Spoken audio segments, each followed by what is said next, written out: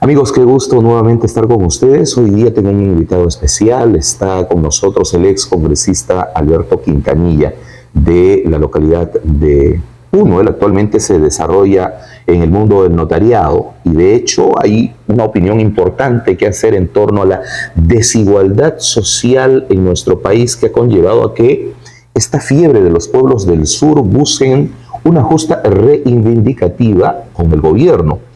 Y de hecho los últimos acontecimientos que han marcado la historia de nuestro país con todo esta sensación de desgobierno que hemos vivido y todos estos enfrentamientos internos con una crisis social, política y económica son las que marcan la pauta y nos estamos recuperando de toda esta situación o el mal todavía sigue vigente y podría seguir conllevándonos a una desestabilización política. Excongresista, buenos días. Buenos días, gracias por la entrevista. Un saludo a todos tus amables televidentes y seguidores.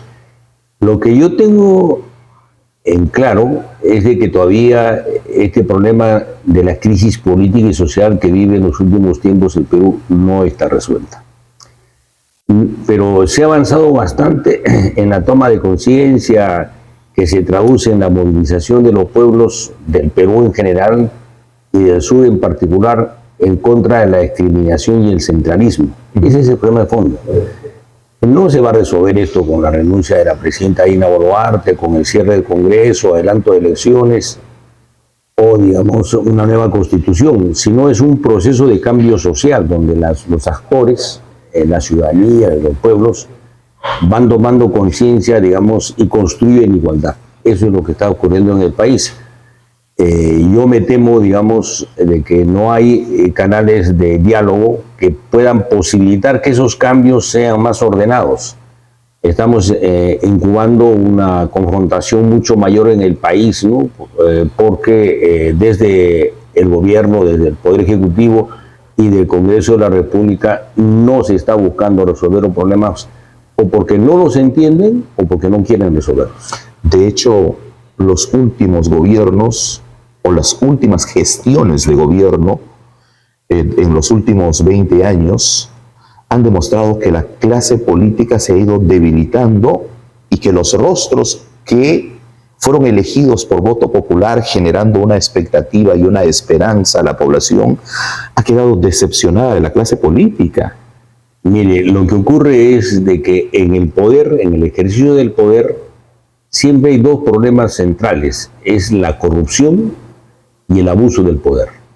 Ambos casos son la utilización del poder con fines ilícitos. El primero es en beneficio propio particular, es la corrupción, y el otro es el abuso, ¿no? Es en posiciones autoritarias, dictatoriales. En un país siempre se va construyendo este combate. Y lo que ha ocurrido en 1992 con el autogolpe de Estado que dio el señor Alberto Fujimori en alianza con Vladimiro Montesinos, hoy actualmente presos por delitos de corrupción y lesa humanidad y abuso de autoridad, o sea, lesa humanidad, ¿no? Ya están presos. Ellos construyeron un país para robar. Y prueba de ello es de que en el gobierno de Alberto Fujimori hubo una privatización de las empresas públicas por alrededor de 10.000 millones de dólares. 4.000 de ellos, según los organismos que observan el combate a la corrupción, eso, calculan que se habría llevado el señor Alberto Fujimori con sus aliados unos 4.000 millones de dólares. O sea, lo ubican en el sexto país con el gobierno más corrupto del siglo pasado, entre 1900 y 2000. Somos el sexto país del mundo, de todos los gobiernos durante 100 años, más corrupto. Y eso ha desestructurado el Estado, ha debilitado los organismos de control, y es lo que tenemos ahora. Es un país sin partidos políticos, sin colectividades, sin mecanismos adecuados para combatir la corrupción y se produce y se ha proliferado de ella. Ahora, ciertamente, digamos, lo que está ocurriendo en los últimos meses es una suerte de centralización autoritaria, y siempre que hay autoritarismo y no hay controles, eso va a terminar en corrupción necesariamente. Pero qué ironía, ¿no? O sea, tenemos todos los antecedentes, nos recordamos todo lo que ha hecho Alberto Fujimori junto a su aliado Vladimiro Montesinos. Sin embargo, el fujimorismo sigue siendo una fuerza política que se resiste a desaparecer en la clase política y que sigue teniendo el control político, siendo una de las primeras fuerzas dentro del legislativo. Mire, pero esto, digamos, es una calma que antecede a una gran tormenta. Es una suerte de tregua sísmica, de silencio sísmico en la política, que esto va a terminar realmente con un cambio bastante profundo.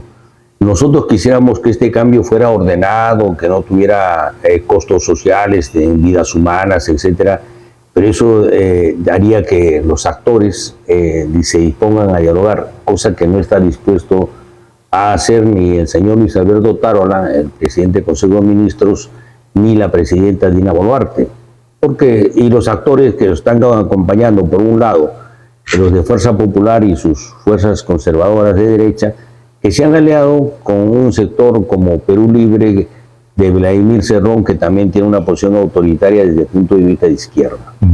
Por razones diversas, ambos confluyen en la necesidad de limpiar el terreno político, ¿no? En el caso de Perú Libre, con la tesis de sacar a todos los caviares, sacarlos del escenario, lo que están buscando es, digamos, sacar los obstáculos de promedio para, digamos, construir la sociedad que ellos pretenderían construir. Y yo creo que ese camino es un camino equivocado.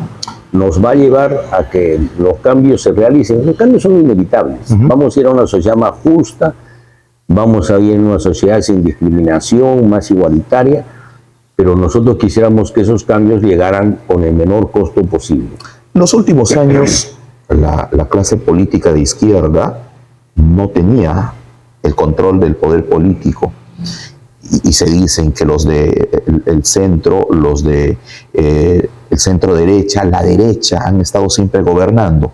Sin embargo, después de toda esta tormenta que nos ha tocado vivir por los destapes de lo que desempeñaron los últimos presidentes de la República, que hoy están detenidos, procesados, encarcelados, en fin, se le ha dado la oportunidad a la izquierda.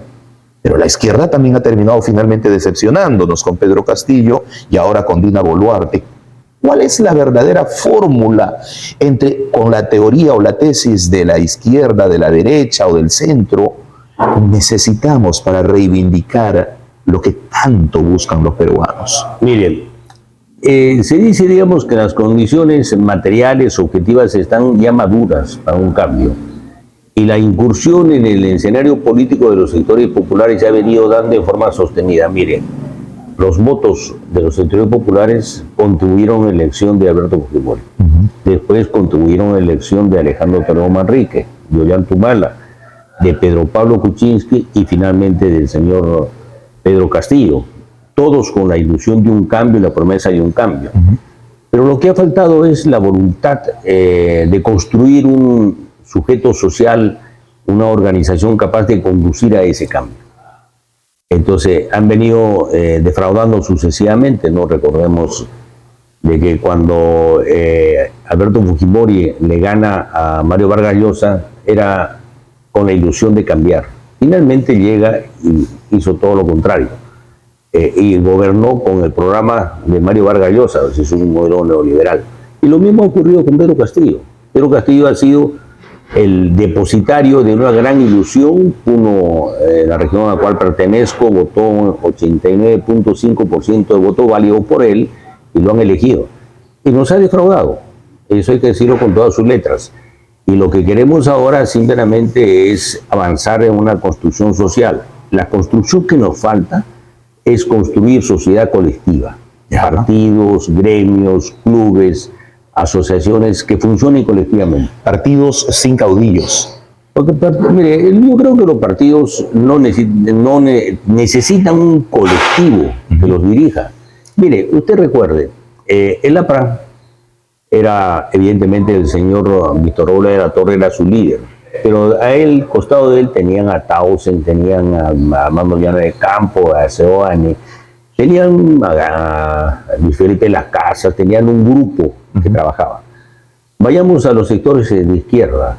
Izquierda Unida con Alfonso Barrantes tuvo a De Canseco, Edmundo Murugarra, a Jorge del Prado, a Barrera Bazán, es una colectividad, con matices. Es lo que no hay ahora. Entonces, no hay un equilibrio dentro de un partido. No hay hay caudillos que solamente buscan el protagonismo para ellos y llegar al poder. Mire, yo creo, digamos, que lo hacen consciente o inconscientemente, pero, digamos, los partidos que tenemos en el Perú, tanto de izquierda, de centro y de derecha, son autoritarios y no democráticos. Okay. Entonces, no podemos repetir figuras en las cuales tengamos que esperar que dos personas se junten, uno de un lado y el otro del otro lado, y decidan por toda la colectividad. Completamente de acuerdo. Tenemos que construir sociedades. Mire, lo que quisiéramos en el Perú es tener partidos democráticos y colectivos, ya sean de derecha, de centro y de izquierda. No tenemos en el Perú. Y ojo, ese modelo no solamente debe ser impartido en la clase nacional, sino también en las clases regionales, provinciales y distritales, de tal manera que haya un rol mucho más participativo que te genere confianza en la incursión de los nuevos rostros en la clase política, que es lo que la gente, por tener esa imagen negativa de la política hoy o de la clase política actual, no se anima y se hace a un lado para participar activamente. Mire, evidentemente para construir una organización colectiva y democrática se tiene que construir confianza. Y eso es lo que se ha desarticulado, se ha dejado de lado en el Perú, y tenemos que construir colectividades democráticas. Mire, la izquierda se dice que en el Perú nos desunimos. Cuando ya somos 3, 4 ya nos dividimos, no somos capaces. Pero tenemos que entender que la historia se hace en base a acuerdos políticos. Uruguay, el Frente Amplio, 36 organizaciones políticas en el Frente Amplio, y han llevado a que han tenido varios gobiernos de izquierda. La Unidad Popular en Chile llevó a Allende, ahora llevó a Boric. En Bolivia, el MAS era una confluencia de organizaciones políticas que se toleraban entre ellas. Y así podemos seguir enumerando varias otras experiencias, la de Colombia, la de Ecuador, la de Argentina, etc. En el Perú nosotros hemos tenido una mala práctica de no tolerarnos y no ser democráticos entre nosotros y no dividirnos. Esa es una deuda política que tenemos. ¿Por qué? Porque la izquierda no tiene el poder económico, no tiene el poder de los medios, de los grandes medios, y nosotros sí necesitamos acuerdos políticos, sí necesitamos de la unidad con mayor urgencia que la derecha. La derecha tampoco tiene partidos democráticos ni colectivos, pero tiene el poder, tiene los medios. Entonces, si nosotros no tenemos el poder de los medios, tenemos que ir a la fortaleza, que es la participación de la ciudadanía. A las bases. A las bases, y que estas bases participen, ¿no? Hay dos reclamos, en mi opinión, contra la lucha contra la discriminación y la lucha contra el centralismo. Eso es lo que, en el fondo, está movilizando a la... Ahora, permítame un poco aterrizar ahora al interior del Perú, a ese Perú profundo. Ucayali, por ejemplo. Ucayali en los últimos 20 años comenzó a confiar en este modelo de descentralización que promovía Alejandro Toledo en el poder, con una esperanza en la que, después del desastre dejado por el fujimorismo, se convertía en una esperanza de una población justa, con reivindicación y con verdadero principio de descentralización. Sin embargo, ese ensayo, hasta el día de hoy, sigo considerándolo como un ensayo, porque a cuentagotas las regiones, las provincias y los distritos no tienen la capacidad de poder decidir sus propios proyectos de inversión pública que ayuden a destrabar y a luchar contra la pobreza y la extrema pobreza en cada uno de ellos. Mire, eso es absolutamente cierto, y lo que vamos a apreciar es en lo siguiente. Si uno nota estas movilizaciones de los meses de diciembre, enero, febrero hasta marzo, no están luchando, criticando a los alcaldes y gobernadores. Están atacando el problema principal del gobierno nacional, ¿no? Ahora encarnado en la señora Dina Boluarte. ¿Por qué? Porque los ciudadanos de abajo han visto cotidianamente a que los alcaldes y gobernadores han viajado a Lima a pedir permiso para que los autoricen a ejecutar los presupuestos aprobados. Imagínense. Entonces, lo que queremos es ciertamente, digamos, una descentralización. O sea, yo recuerdo, digamos, siempre se ha dicho, tenemos 12 experiencias ya, esfuerzos nacionales de descentralización del país. El último ciertamente se ha revertido, ¿no? Porque Se intentó descentralizar, los gobiernos nacionales dijeron van a ir el Ministerio de Economía y Finanzas y los ministerios a cada provincia para que decidan ahí. Sin embargo, digamos, se ha vuelto al centralismo y se ha agudizado con este problema de la pandemia en los últimos 3 años.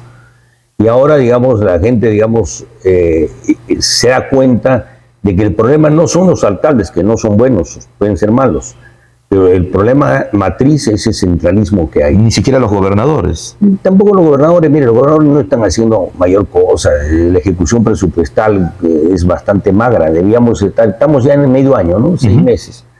6 meses y unos días más. Debíamos de haber ejecutado normalmente en una economía...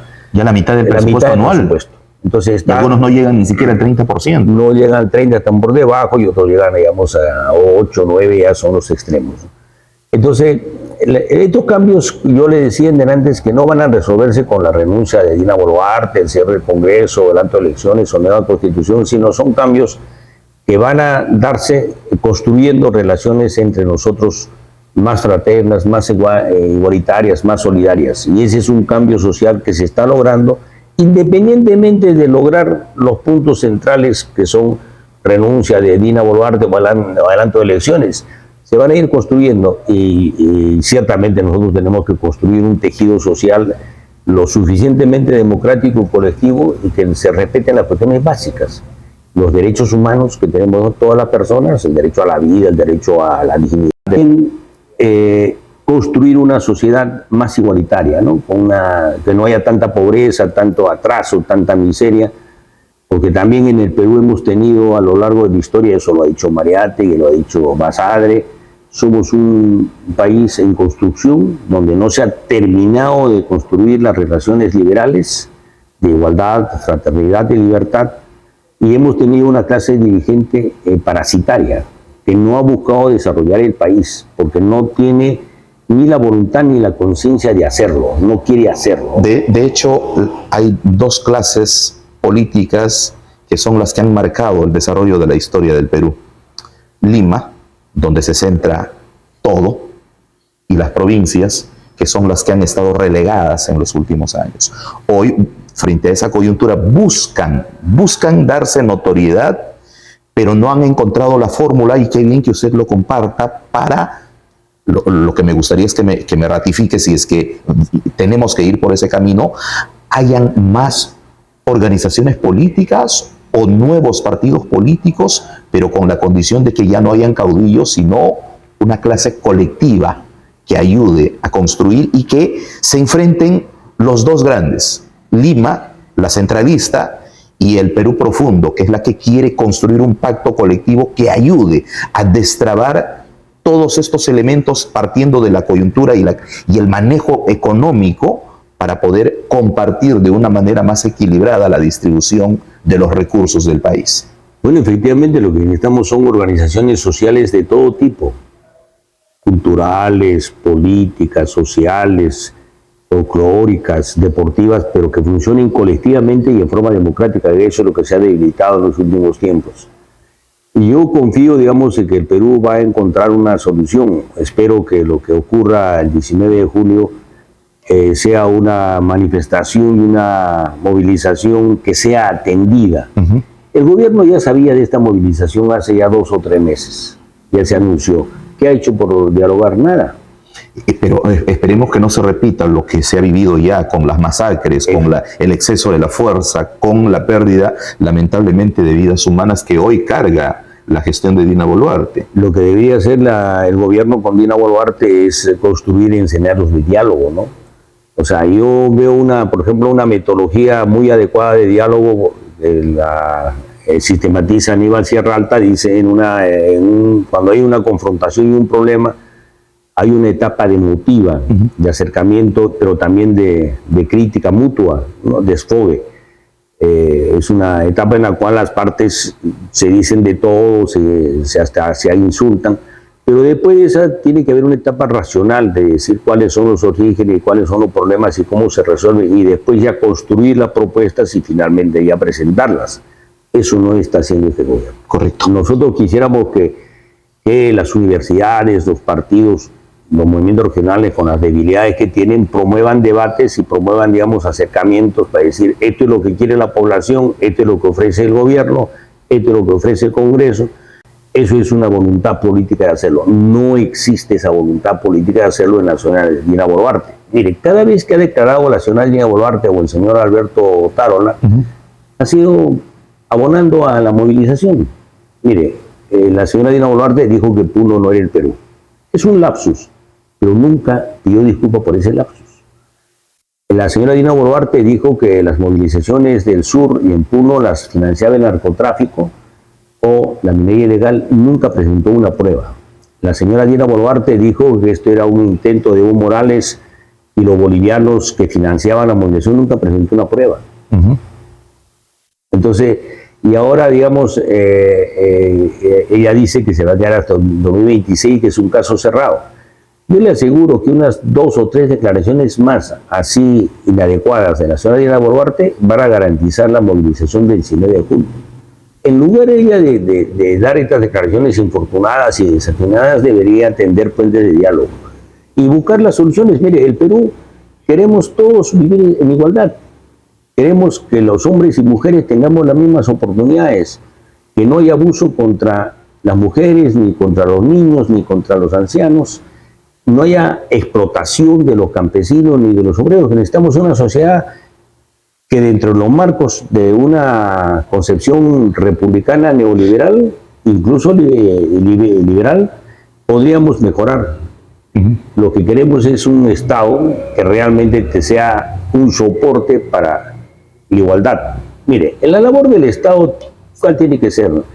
Es proporcionar servicios básicos de calidad: educación, salud, infraestructura y justicia. En el resto podemos competir, pero esas cuestiones tienen que hacer que todos los ciudadanos, por el hecho de nacer, tengan derecho a acceder a una educación de calidad, a un servicio de salud de calidad, a una infraestructura y a una justicia. El resto podemos competir. O sea, no nos neguemos, porque somos diversos y ciertamente, digamos, hay una situación que hay que reconocer, que el Perú es diverso. Finalmente, para cerrar esta conversación, ¿cómo ve potencialmente a esta tierra que le está cogiendo en estos momentos? Pucallpa, capital del departamento de Ucayali, ubicada en un punto estratégico dentro de la Amazonía peruana, que antes estaba subyugada a Loreto, se independizó, creó su provincia de Coronel Portillo y luego el departamento de Ucayali hace 43 años, y de alguna u otra manera hoy Ucayali busca romper esos esquemas y seguir convirtiéndose en uno de los departamentos que es más joven dentro de la Amazonía peruana, para poder convertirse en ese polo de desarrollo y esa interconexión que tanto se busca entre Perú y Brasil. Mire, hay que reconocer de que Ucayali es una región potencialmente bastante rica, no solo por los recursos naturales que tiene, sino, digamos, por la disposición de la gente, el respeto que se tiene, digamos, en las relaciones, el acogimiento que dan a las personas que lo visitan y en general a todos. Es una gran potencialidad.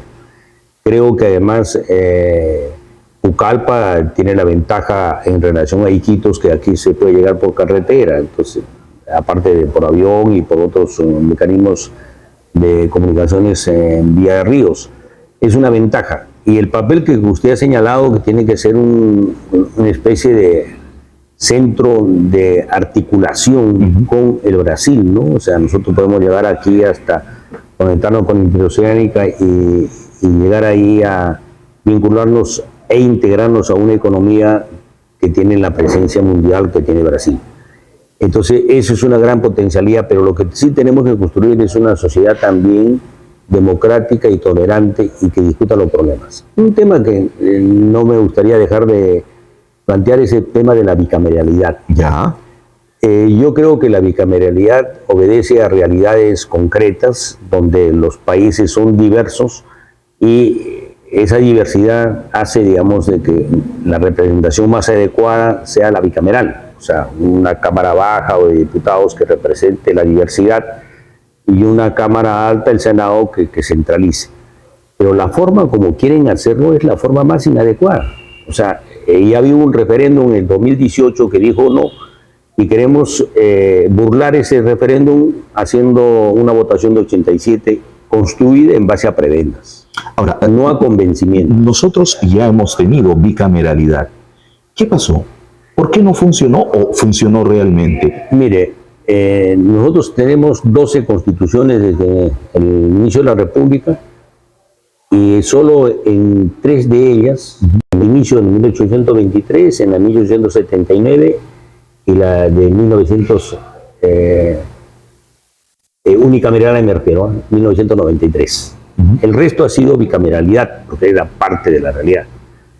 No funciona por el centralismo, no funciona porque no hay voluntad de descentralizar y delegar las funciones a otros, por lo que no confiamos entre nosotros. ¿Conviene hoy en día tener una bicameralidad en el Parlamento Nacional? Yo creo que convendría, pero no en la forma que quieren imponerla. Hay que convencer a la población. La política no se hace en base a autoritarismo, sino se hace en base a convencer a la gente. Y dejemos ese tema para más adelante. Salgamos primero de este autoritarismo. Le decían antes que el país está construyendo una suerte de autoritarismo parecido a lo de 1990-92 con Alberto Fujimori. Consultaba si es que nos conviene a los peruanos a estas alturas tener un Congreso bicameral. Mire, yo creo que la lógica del equilibrio de poderes es construir para combatir la corrupción y el abuso del poder, 3 poderes que tengan la misma jerarquía, la solidez y que se fiscalicen mutuamente, sí nos convendría, porque eso reflejaría la diversidad del Perú. Somos bastante diversos. Yo vengo de Puno, y Puno es absolutamente diferente a la zona selvática. Tenemos una parte de selva también en Puno, pero somos diferentes a ellos y los costeños también. Dentro de la misma sierra, el altiplano es totalmente diferente al centro del país y también al norte del país en la sierra. Entonces, eso haría que sea más adecuado una bicameralidad. Pero en la forma que quieren hacerlo es lo más inadecuado. Es una forma totalmente burlar la opinión pública, burlar que ya dio un veredicto en el referéndum del 2018 en el cual se dijo no. Entonces dejemos que la vida construya y logremos adecuada representación, pero más adelante y no haciendo mecanismos de burla de ese proceso, ¿no? Ahora, de hecho, esto implicaría también un cambio en la Constitución, una nueva Constitución, una reforma constitucional solamente. Yo creo que es mire, la Constitución tiene 206 artículos. Y siempre se ha dicho que no, que el modelo ha funcionado bien, etc. El modelo no ha funcionado bien porque lo que ha hecho el modelo es que crezca la economía, pero que no distribuya. Somos un país cada vez más desigual, más injusto. Y en el plano, digamos, de la representación política, estamos viendo una situación de debilidad de las soluciones políticas, y eso hay que revertir. Mire, cuando se decía no podemos cambiar esto porque significa cambiar la Constitución, solo restablecer la bicameralidad significa cambiar 53 artículos de 206, o sea, es un cambio total. ¿Necesitamos una nueva Constitución, una reforma? Puede ser uno u otro, pero lo que sí necesitamos es cambiar. Mire, en la Constitución hay que restablecer la planificación. Ninguna economía, por muy pequeña que sea, camina sin planificación. Una familia que quiere comprarse su bicicleta, que gana el sueldo mínimo, y la bicicleta, el sueldo mínimo está en 1025 y la bicicleta vale 500 soles, tiene que planificar, ahorrar entre 4, 5, 6 meses para comprar la bicicleta. No es que se le ocurrió y van y compran porque tienen. Una economía colectiva como la de un país necesita la planificación para evitar estas cuestiones de que no se puede atender los fenómenos del Yacu, del Niño en el norte, la sequía que va a haber en el sur, etc. Necesitamos planificar. Necesitamos también reconocer que las comunidades campesinas tienen derecho a administrar sus recursos. Necesitamos un país que respete el medio ambiente, y aquí también lo vamos a ver en la Amazonía con mayor urgencia. No podemos seguir otras experiencias de depredar nuestra selva. Tenemos que planificar, tenemos que tener una ocupación territorial más uniforme. Miremos a Brasil. Brasil no atiende todas sus fronteras. Así es. Y nosotros no las atendemos, hay que atender. Y a tal punto de que hay compatriotas nuestros que tienen que cruzar la frontera en Brasil para recibir asistencia social que su país, el Perú, no le da. Y eso conlleva que incluso hermanos nuestros tengan que tener doble nacionalidad para poder gozar de lo que tu propio país, tu propio padre no te está atendiendo. Eso tenemos que cambiar, y tenemos que cambiar para que el equilibrio sea un equilibrio adecuado. Tiene que mantenerse y respetarse la independencia de los organismos constitucionales, de la Defensoría, del Tribunal Constitucional, del Ministerio Público. No concentremos el poder. El poder, cuando se concentra, inevitablemente va a llevar a situaciones de corrupción. Porque lo que queremos es una sociedad y un modelo de Estado en la cual el más honrado no se ve atentado a robar y el más ladrón no puede hacerlo. Y eso significa una organización colectiva democrática con participación de todos, mutuas fiscalizaciones, etcétera, etcétera. Yo sí confío que las posibilidades de construir una alternativa son buenas.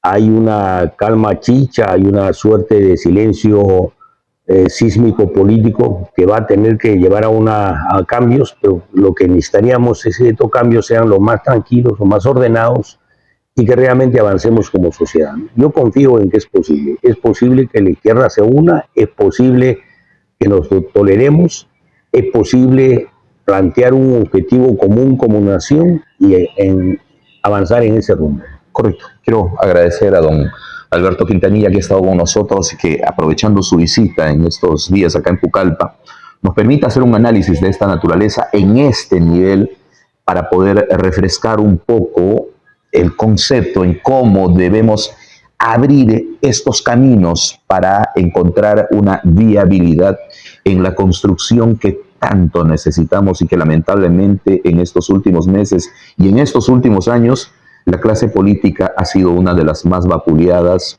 una de las más golpeadas, y la que ha conllevado a que la propia población peruana genere una desconfianza sobre la clase política. Para cerrar, necesitamos generar esa confianza que la población, ha dicho usted, genere un pacto colectivo interno en clases políticas diversas para ayudar a construir mejor la democracia.